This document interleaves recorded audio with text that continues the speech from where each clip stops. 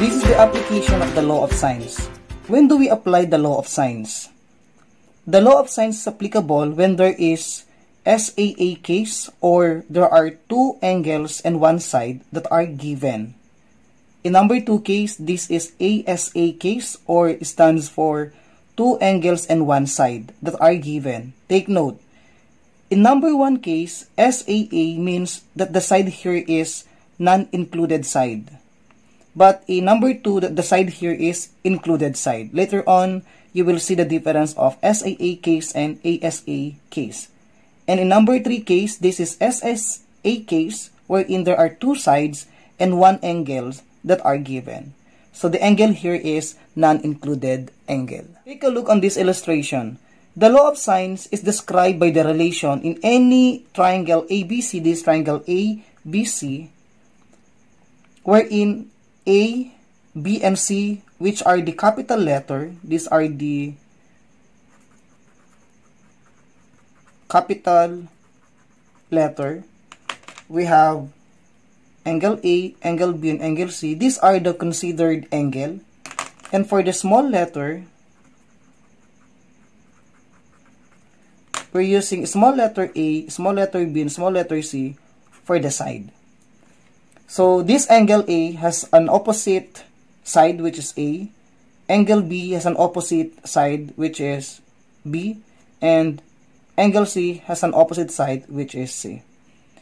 And because of it, we can have a relation that is sine A over A is equal to sine B over B is equal to sine C over C. Whenever we want to identify part of a triangle, these are the formula that we can use. For example, we can use sine A over A is equal to sine B over B. Other example, we can use sine B over B is equal to sine C over C. In number 3, we can use sine A over A is equal to sine C over C. These are the possible ratio and proportion that we can use in solving the missing parts of our oblique triangle. Take note, this triangle is an oblique triangle. Let's have this example. For example 1, it is under SAA case. Find the missing parts of the triangle ABC. Angle C is missing. The value of A is also missing, and the value of C is also missing. The first step now here is step 1. We need to find C. To find C, we all know that the sum of all angles is equal to 180 degrees.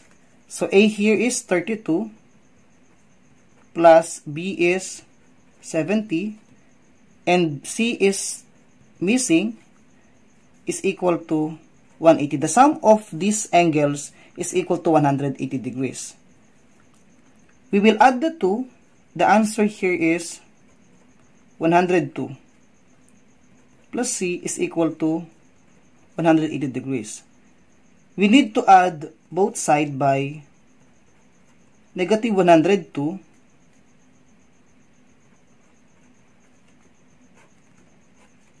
and 102 plus negative 102, that is automatically 0. Then bring down C is equal to 180 minus 102 is 78 degrees. So this is now 78 degrees. But the problem here is which among the ratio will be used for us to get A and C.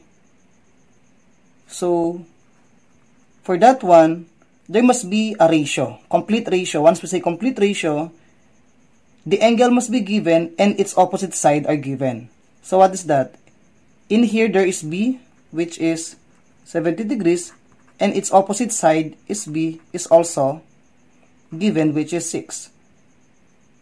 And we have A, which is 32 degrees, and A is missing. So with that, we can use now the sine B over B and sine A over A. Let's have the step 2. Step 2 here is find A. To find A, we'll be using sine A over A is equal to sine B over B. Because sine A is given, 32 degrees, and A is missing, sine B is given, 70 degrees, and its opposite side is 6.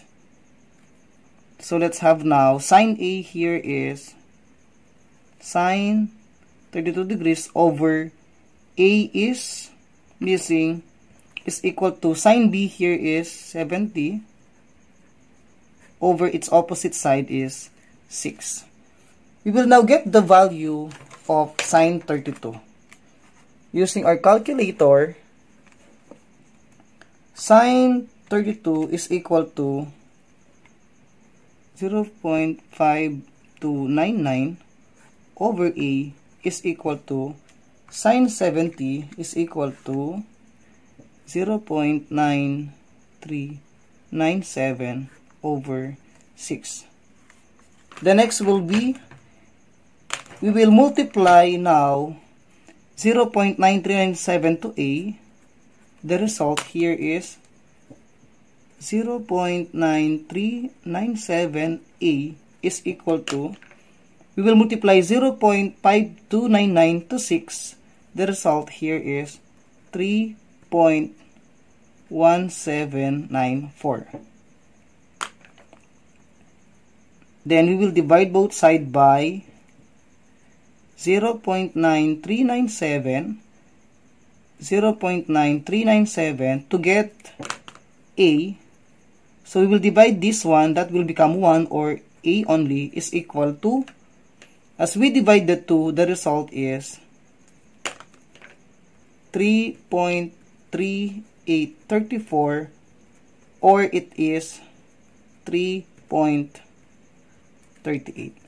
This will be our final answer, and this is the value of A. And the next step will be to find C. We're looking for C since A here is already 3.38. We can also use sine B over B, and we're looking for C, small letter C, that is sine C over C.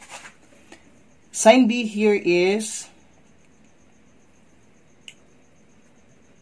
70 degrees over B is 6.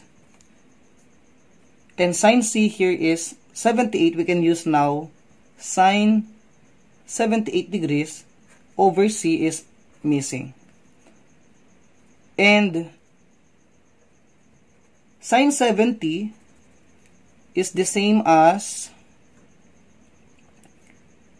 0.9397 is over 6 is equal to sine 78.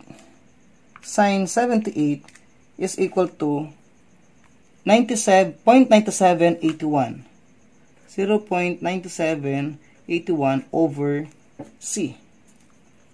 So the next will be, we will multiply C to 0.937. The answer here is 0.9397C is equal to, we'll now multiply 6 and 0.978. The result here is 5.8686. Since we're looking for C, we will divide both sides by 0.9397, 0.9397, and we will divide it. The result is 1, or we only have now C is equal to, as we divide 5.8686, the result here is 6.2452, or simply 6.25. That is now the value of C. So C here is 6.25. 25. So, that's it